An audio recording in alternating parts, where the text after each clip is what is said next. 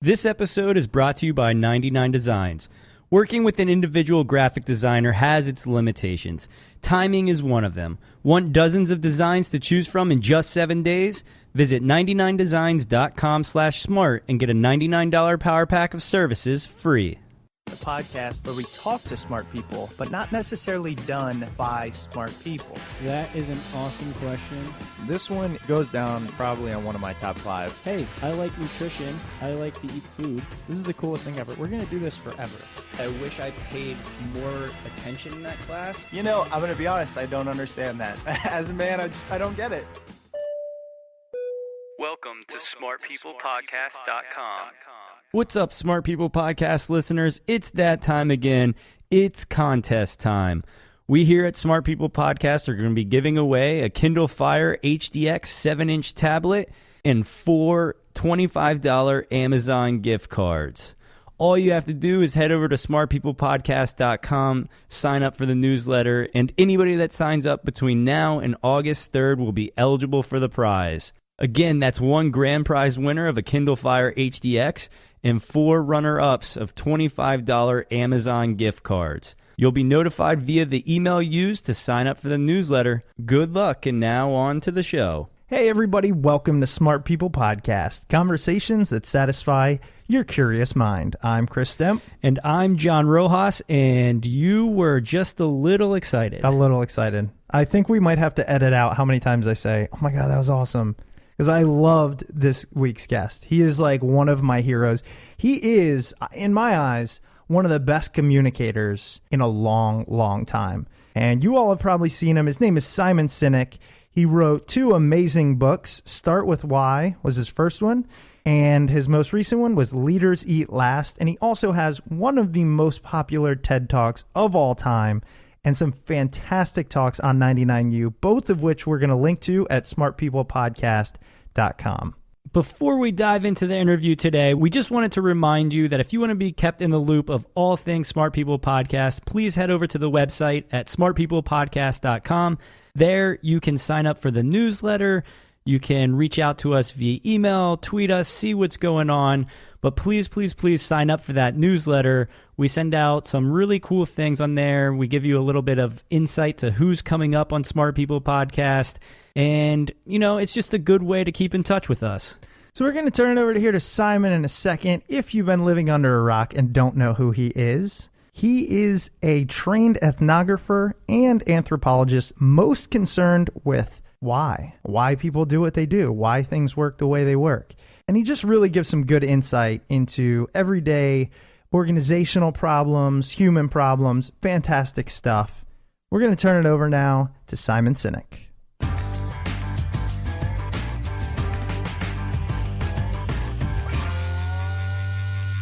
Simon, thanks again so much for being on the show. I'm a huge fan, and I want to dive into Start With Why, Leaders Eat Last. Your talks are all over the internet. You are a star in the TED sphere and all that.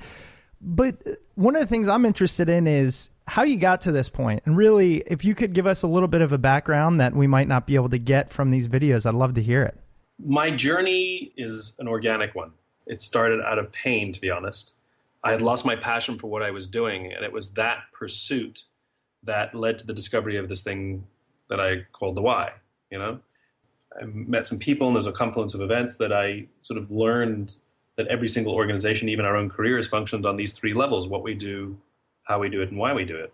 And I knew what I did, and I knew how I did it, and how I was different, or, you know, I could talk about what made me unique, but I couldn't tell you why I was doing it. And I realized that's the reason my life felt out of balance. That's the reason I'd lost my passion. And so I became obsessed with this idea and went on the search.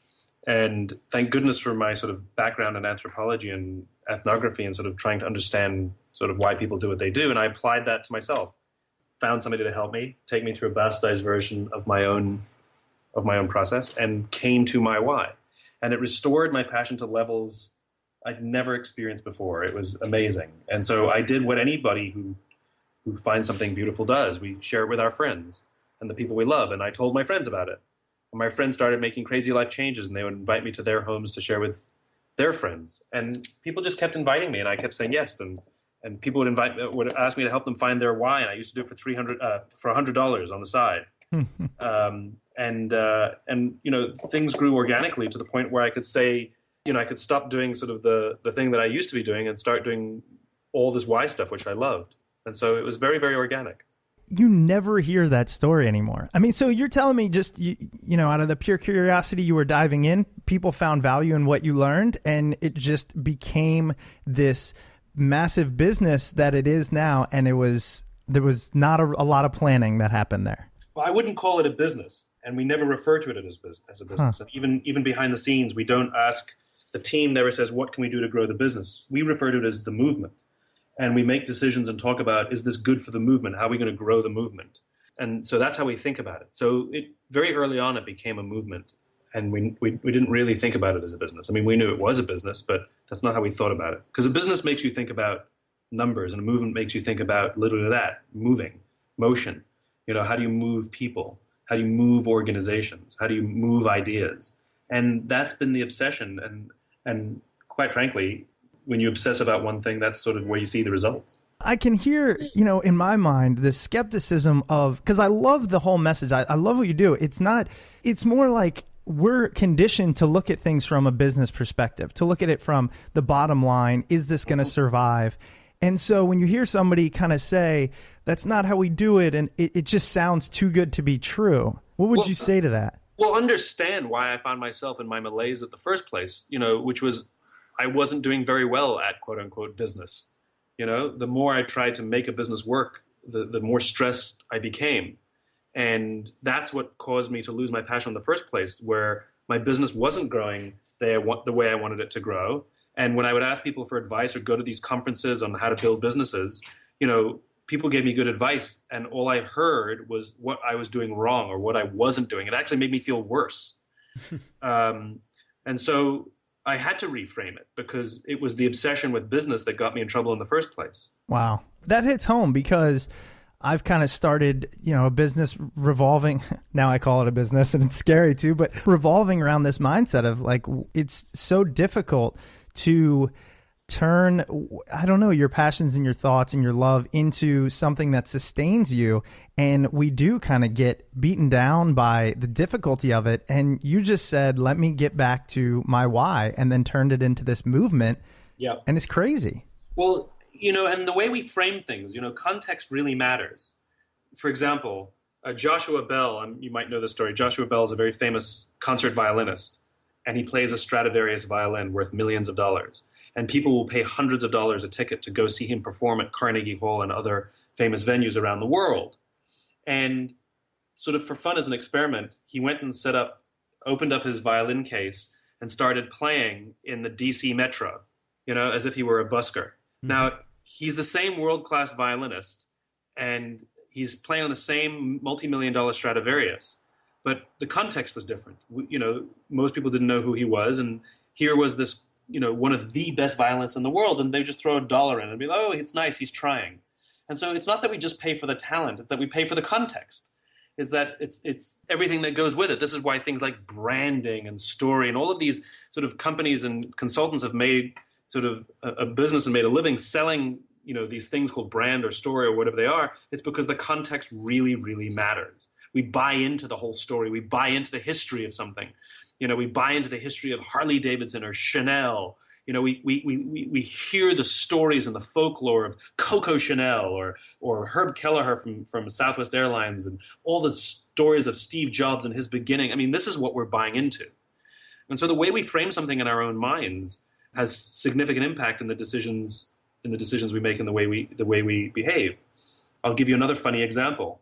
I was watching the Summer Olympics, and I was amazed how the journalists would basically all ask the athletes the same question, whether it was before the competition or after the competition. They would always ask, were you nervous? And the thing that was always surprising to me was all the athletes always said, no, they weren't. And if you think about what makes us feel that we're nervous, it's right, your heart starts racing, your palms get a little sweaty, you anticipate what's about to happen and you get nervous, right? But those are the same stimuli for excitement. What happens when you get excited? Your heart starts racing, you start anticipating what's about to happen. And so whether through training or naturally, who knows, these athletes had learned to interpret, it seems, the stimuli that we would call nervousness as excitement. In other words, they wouldn't say, when someone asked the question, are you nervous? They'd say, no, I'm excited. That's what they would say. And so it's simply a framework and understanding how to interpret the stimuli. And so I've played around with it. I've been nervous about something, and I said to myself, ooh, this is fun. And it completely changed my outlook and how I was sort of about to go into something. It could be something as silly as a date, or something as big as, a business deal, or something as sort of mundane as turbulence on a plane, where we interpret the stimuli of our bodies as nervousness, but all we have to do is reframe it. This is what the why did to me. It reframed the journey that I was on. So it was no longer a pursuit of the result. It was now a pursuit of the cause. It was a pursuit of the belief. And that reframing does remarkable things to one's passion and one's ability to sort of make decisions that are good for us. I love it. It's great stuff. And one of the things I had written down in big letters is, I've seen, like I said, I've seen your stuff, read your books, and I always wonder, how did you come to these conclusions? And then how do you put them into this perfect way of explaining it and just getting it out there? It's unique talent, but diving beyond the top layer message, how did you figure this out? Kind of walk us through that process. I mean, what we like to say is, when I was a baby, my mother dropped me on my head, which is true, by the way. I don't know. I see patterns. I see patterns in information. So I can take in lots of seemingly disparate information and see a pattern. And so it's one thing to see the pattern. It's another thing to articulate it. And at the end of the day, I'm kind of an idiot, I don't really understand very, very complex things. And so I'm a little kid. Little kids, when they don't understand something, they say, why?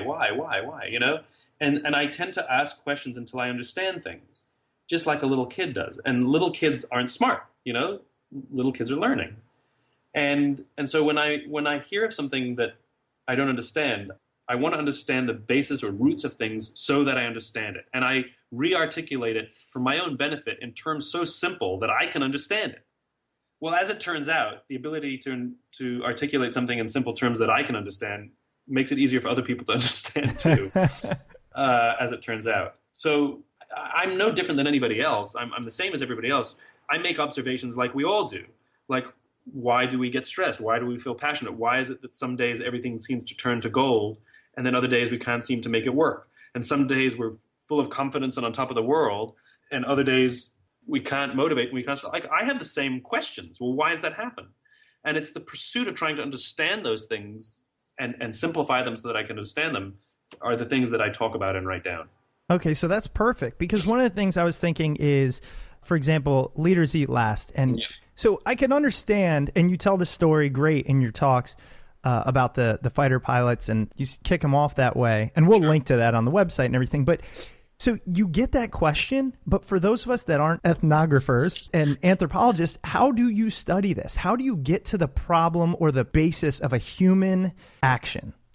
Well, at the end of the day, you have to have, or one has to have, an inherent curiosity, right? You have to be interested to understand why things work, as opposed to just accepting things on blind faith, because it does. What kind of upbringing do we get when a parent, to every question a kid asks, is, that's just how it works, versus trying to understand it. So again, I don't think it's any unique ability. I think it's to keep going until the explanations make sense, until there's a logic. Very often we default to case studies. So when I say, well, why does this concept work in an organization? People will show me that it works in various companies, and then they'll show me what the company does and say, see, that's why it works. But that doesn't explain why it works. That explains what they did to make it work, or that explains how it worked. But it doesn't explain the root cause of the reason it worked. So things like passion, fear, trust, cooperation. When somebody says, how do you get, why does trust exist? How do we get cooperation to happen? Well, me says, well, what is trust? Well, it's when we sort of would make ourselves vulnerable around someone and have no fear that they would, okay, I get a definition of it, but why do we have trust? Where does it come from? And when you ask these questions, you inherently go backwards and backwards and backwards and backwards until you can go backwards no more. That might seem like pure logic to you, but even as you're saying it, I'm like, yeah, I know what trust is, or I know what you're, and then when you're like, yes, but where does that come from? I go, oh man, that's a whole new ball game. So I see what you're saying. You just have to keep asking why. It's that childlike mindset. It's that childlike mindset, and very often we accept symptoms as explanations. So we talk about this company doesn't have trust because of their broken culture, or this company, nobody cooperates. So how do we fix the cooperation problem, right? But the cooperation problem may be a symptom. The root cause of that may be a cultural problem. The root cause of that is a hiring problem, and the root cause of that is probably a leadership problem. And so we don't fix the cooperation problem. We don't actually fix the hiring problem. What we go to fix is the leadership problem, because that was the cause of which all the other things are symptoms. So I guess a component of the curiosity is being a good diagnostician. So speaking of curiosity, we often say, this podcast, the tagline is literally conversations that satisfy your curious mind. That's the whole thing is built around John and I's just insatiable curiosity. Why do you believe curiosity is important? So let's reframe the question, right? What's so important about curiosity? Why questions are hard to answer, because when you ask a why question, you get an emotional response. What questions are the way to actually get to the root of these things? So what's so important about curiosity? That's an easier question to answer, right? Yeah, it is actually. Exactly. So when you say, why is curiosity important? How the heck do I know? But when you say, what's so important about curiosity? My answer will be the same as all your listeners. Curiosity gives you new perspective. It gives you the opportunity to have adventure. Being curious, what's important about curiosity? It exposes you to new people, the opportunity to make friends, the opportunity to learn, the opportunity to find how someone else solved a problem that you're struggling with, because most of the problems have already been solved, maybe just not in your sector. So what's so important about curiosity? It's about living with one's eyes and ears open as opposed to with them closed, which then begs the discussion about the world in which we live, where we walk down the street looking down, texting with headphones in our ears. Are we living curious lives? It depends on, I guess, what we're listening to, right? If we're listening to this podcast, we're being curious. Point well taken. No, and you mentioned something there when you were talking about what curiosity means. And you said, people making friends, having experiences. One of the things I love about your entire message and movement is it's people-centric. You tend to relate everything to our connection as individuals, and then coming together as a group to get things done. Has that always been your interest, just people? Well, a long time ago, I used to be one, as Gordon Bethune likes to say. There's no getting away from it, right? It's the one thing that every culture, every country, every business, every industry, every organization, every relationship, every your personal life, your professional life, the one unavoidable constant is that we are social animals. We exist as individuals and as members of groups at all times. And we are forced, whether we like it or not, to engage with and interact with others. The benefit being, when we get along with people and when people get along with us, they'll watch our backs and help us up when we fall down and put their reputations on the line and to help us and offer us protection and teaching. And so it is the only constant. Before there were companies, before there were even nation states, all we had were the tribes and the families. That is the only constant since the dawn of mankind. So, I guess that's the anthropologist in me, right? I am kind of into sort of trying to understand people. Yeah, and it pervades throughout your whole message, and I love it. And we've talked a few times about start with why, and for those that haven't seen the TED Talk, I wanted to ask you, did that, in your opinion, kind of put you on the map? Did that one talk change your life, or was that just what brought you to, some of the masses? There's no doubt that TED had a significant impact in the spread of the idea and the speed at which it rose. I had already been given that talk for 3 years prior. Wow. Granted, not in 18 minutes.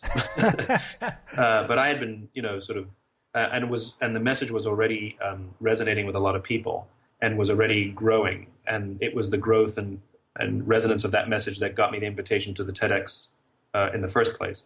But without a doubt, TED was a massive catalyst and was able to get that message to many more people much more quickly.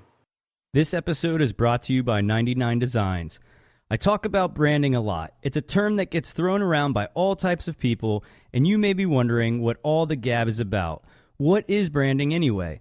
In a nutshell, it's the set of perceptions people have about your company. You need branding to create a human connection with your audience. Design is key in communicating your brand and standing out from the competition. But what options are available to business owners with little to spend on design? Many have turned to online marketplaces like 99 Designs to help build their brand on a budget. Startups get maximum creativity with 99 Designs contest model where dozens of designers compete to deliver the best design. You get to be involved in the process and walk away with a logo, website, or other design that truly represents your brand. See for yourself. It only takes a week to get a design and you're guaranteed to love it. Visit 99designs.com/smart and get a $99 power pack of services for free today. Did you think it was going to have that kind of response? No. There was no such thing, especially from TEDx, Right. It wasn't the main, TED back then, to be a TED Talk was a big deal, but TEDx was still a baby, and it was still an honor to be associated with the organization, but it was the minor leagues, To be honest, I watched your talk when it had who knows how many millions of views. I was a little late to the game, and I never even realized it was TEDx because I just assumed, this much visibility must be TED proper. Well, and the thing that I'm proud of with that talk, everybody, whether at some sort of TEDx event or even just some everyday presentation, everybody's so obsessed with the perfection of their slides and if they said everything right and get furious at somebody if the timing was wrong or the lighting was wrong or the slides were in the wrong order. I've seen people collapse because the video didn't play, and I like to remind people that if you go watch the TEDx that I did, the video quality is terrible, the audio quality is terrible. My microphone breaks in the middle of the talk where they actually have to replace my microphone in the middle of it. You see it happen in camera, and yet it's the third most popular TED Talk of all time. So it appears that the video quality or how well your PowerPoint was written seemed to be secondary. Yeah, you actually threw me for a loop with the fact that, for those that don't know, you just used this easel and a marker, basically, because I auditioned for TEDx and I was like, I'm going to do it the Simon Sinek way, and I didn't create any PowerPoints. And then the night before, I got really nervous and I threw some together and they sucked. And then my speech was terrible. And I was like, I should have just stuck with the easel. Yeah, well, there's some good science behind that as well. I actually, it's sort of typical Simon, I do things because it makes sense to me, and then I find out there's some good science behind it later. But there's some good science that students who take notes in class actually retain concepts better than students who write down everything on their computer, who take notes on a computer. This was just an HBR a couple of days ago. And, because students who write down stuff on a computer, they may take down more information, but they're not actually learning it. Where students who physically write it, they're actually learning the concepts, even though they may take down fewer points because they actually have to think about which points are most salient to take in their notes as opposed to just typing everything. And apparently there's some evidence that it's the same way when somebody draws something. There's something we have in our brains called mirror neurons, it's based on the same thing. So when we watch a PowerPoint presentation, we may take in the information, but we're not learning as well as when we watch somebody else draw it, because then we can sort of draw with them in our mind's eye, Yeah. So people actually, it's the professor who draws on the blackboard versus just teaches out of the book or gives you slides. So there's some good science behind it. Sure, yeah. And then I know, I watched the 99 U Talk, which is twice the length of the TED, and you also use the easel thing. And again, you're going through all the different brain chemicals, yet it's one page on this easel. And I'm just thinking, how does he do that? But before we talk about that, people have heard us talk about Start With Why. They've probably seen the TED Talk, and so they know that it's not what you do, it's why you do it. Right. But I would like you to give us a quick tutorial on how to figure out our why. Yeah, there's many ways to do it. I used to do it with people. I used to actually sit down and take them through this process. And, my amazing team who realized that there's only one of me, they took the process and they built an online version of it. So startwithwhy.com, there's a why university that the amazing people on my team took the entire process there. I used to do it, and they basically took the exact same thing and put it on there. But I'll tell you a fun way to do it for free. Find one of your closest friends, It doesn't work very well with spouses or with siblings. But a close friend, somebody who, if they called you at 3 o'clock in the morning, or you would take their call, and without a doubt that if you were to call them at 3 o'clock in the morning, they would take your call, and ask them this question: why are we friends? And obviously they're going to look at you like you're crazy. And they will say things like, I don't know. Why are you asking me this? And it's not that they don't know. It's that we're asking them to put into words something that exists in the part of the brain that doesn't control language. And so then we stop asking why, and we start asking what. Remember, why gets an emotional response, what gets a rational response. So we say to them, come on, what is it about me that we're such close friends? And they'll struggle. They say, I don't know. And what they'll do is they'll start describing you. I don't know. You're smart. I have fun around you. I trust you. And you have to be devil's advocate. You have to play devil's advocate, and you can't help them, and you can't let anybody else help them. And you'll say, great, that's the definition of a friend. What is it about me specifically that I know that you'll be there for me no matter what? And they'll continue to describe you. And sometimes it'll take a long time, and sometimes it goes a little quicker, but it's always a little bit torturous for them. But eventually they'll give up. Eventually they'll give up trying to describe you and answer your question, and they'll start talking about themselves.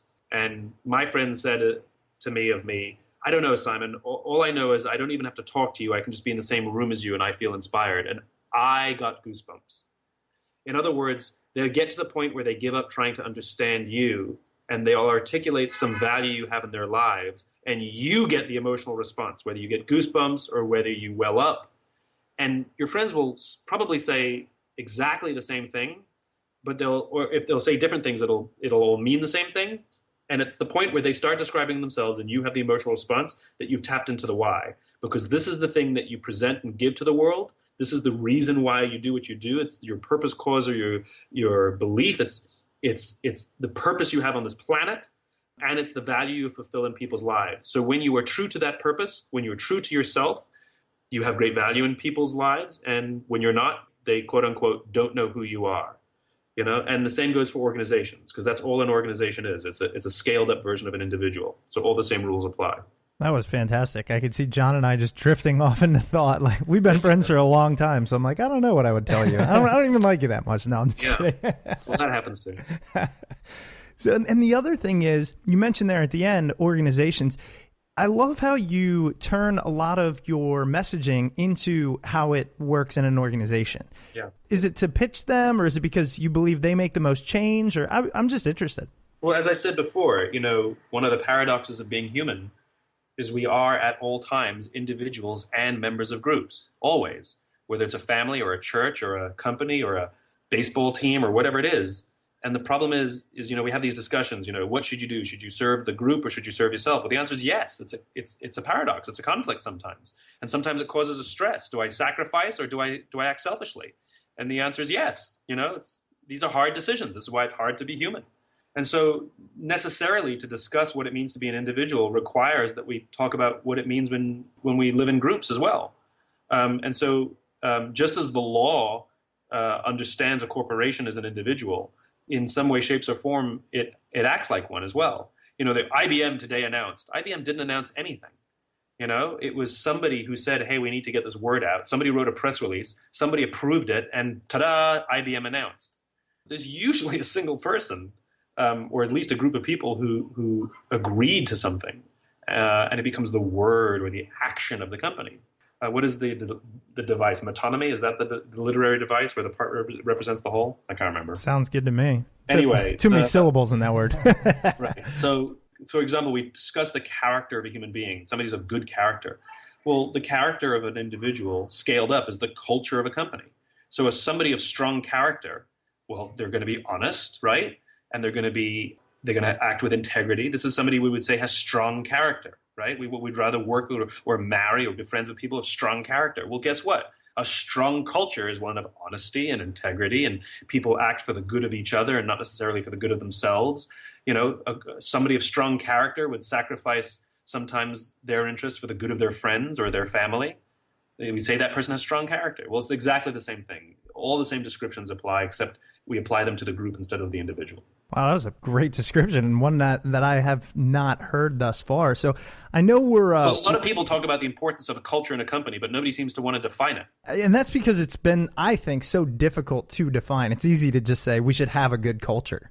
Right. And so you're like, and culture is not the color you paint the walls or whether you give everybody free lunch. Right. We've got a great culture, that has nothing to do with it. Those are ancillary. Those are components, maybe. A strong culture is the quality of the people and the manner in which they work together. Just like the character of a human being. The culture is something that we can either trust or buy into or not. Well, what just gave me goosebumps was what you just said, because I worked for a small kind of tech startup and all the gadgets and video games and all this stuff. And it taps into Leaders Eat Last. When you talk about having trust and not being fearful within an organization and being able to bring yourself, your ideas, and your benefit to an organization, and that is the culture, man, that message not only resonated with me, but I'm like, how have I been in the workforce for a decade and never thought of this? Well, and the reason is because these things are hard to measure. They're hard to see and they're hard to touch. And things like culture are very often dismissed as fluffy and nice if you can afford it, or a good idea if you have the time and money. That's like saying I should only work on my character as a human being if I'm rich. Character is only something to worry about when in good times. Well, the bad news is character is really, really important in bad times. And culture is most important during the struggle, because this is when the people come together or not. We can't judge the quality of a crew in calm waters. We have to judge the quality of a crew in rough waters. And one of the challenges we have in American business is we keep judging the quality of a company when they're high flying, when the numbers are skyrocketing because, I don't know, it happens to be a good economy. We say, oh my God, great leadership and a great company and a great culture. But as soon as recession or struggle or scandal hits and the whole thing shakes, how come we're not judging the quality of the culture there? We hail GE as this amazing company during the good times. GE needed a $300 billion bailout after 2008. So just begs the question, is it good? Was it, in rough waters, it came apart. The ship came apart in rough waters. Was it a good ship in the first place? Do you think that we're going to see a change in our society now, moving more towards that message that you have in Leaders Eat Last, where the CEO does put their people first and make sacrifices first, as opposed to laying off and trimming the budget, that type of thing? Well, I certainly hope so. I've devoted my life to that pursuit, so it'd certainly make me feel pretty bad if it didn't go in that direction, that I wasted my life. But yeah, I hope so. I think there are some people who just understand the inherent benefit of the prioritization of people inside a human organization, which is all organizations. But there are some that, even from a business standpoint, understand that what used to work doesn't work anymore. So something has to change, and if something doesn't change prescriptively, it'll break. And it's kind of like a stock market crash, right? We had the Great Depression because the stock market crashed because of all kinds of speculation and the way that the banks were allowed to operate. And so we intervened and we passed something called the Glass-Steagall Act. And because of the Glass-Steagall Act, which disallowed investment banks and retail banks to be the same organization, amongst other changes, it actually helped prevent any more stock market crashes. There were 0 stock market crashes between the Great Depression and the 1980s. 0. But in the 1980s, we started dismantling Glass-Steagall because we wanted to make the banks, we saw opportunity to make more profit, quite frankly. And since the dismantling of Glass-Steagall, we've seen a stock market crash in 1987. We saw the dot-com bubble burst, and we had 2008. We've had 3 stock market crashes since the dismantling of Glass-Steagall, where prior we had 0 for 50 years. So the reason for the analogy is, if we do not intervene, it will break. And so we have the opportunity to change the course ourselves or wait until the course is changed for us, which will always be more sudden and more violent. That's fantastic. I love it. Well, Simon, I know we went a few minutes over, but I can't tell you how much I appreciate your time. I love what you're doing. I'm inspired by it, so keep it going. I know we mentioned your books, and your website is startwithwhy.com. Is there anywhere else that you would like our listeners to find you? Yeah, all the usual spots. I'm on the Facebook, and I am a regular contributor to Twitter. I tweet quite differently to most people. I sort of I use it as a filing cabinet for my kooky ideas, and so all the tweets are mine. And whenever I have a kooky idea, I share them. And so that's where they go. They go into Twitter. And you send out daily emails of inspiration, which is probably it's probably the only newsletter I read because it's short, and I'm like, that felt good. All right, let's move on. Yeah, you can go to startwithwhy.com and sign up for something we call Notes to Inspire. I think the sign up is somewhere at the bottom. But yeah, if you sign up for Notes to Inspire 5 days a week, on every weekday morning at 6 a.m. Eastern Standard Time, we send out, it's not really a newsletter, it's just a daily email with a little bit of inspiration to get the day going. It's great stuff. All right, Simon, again, thank you so much. Really appreciate it. Keep on doing what you're doing. Thanks for helping me spread the ideas, guys. Absolutely. Have a good one. You too. Welcome back. Hope you guys enjoyed that episode with Simon Sinek. As I mentioned before, head over to smartpeoplepodcast.com. Sign up for the newsletter over there. Stay in touch with us. Tweet us. Send us a message on Facebook. Send us an email. We love hearing from you. We love getting guest suggestions from you guys. We do try our best to reach out to 99.9% of the people. Not a chance. Maybe like 80%. It's pretty close how many people we actually reach out to. But keep sending those over. We truly do appreciate it. Hey, John, you didn't have too much to say this episode. I'm sure people are wondering why. Why? Like a 5-year-old, keep asking why. No, nice, well played. I really wanted to talk about the newest book, Leaders Eat Last. And when we started diving into the stuff prior to Leaders Eat Last, I knew how much you look up to and just love Simon. So I figured, hey, this is your unicorn. Take it, man. Yeah, Go for it. Unicorns don't exist. He exists. Clearly. Wait, unicorns don't exist?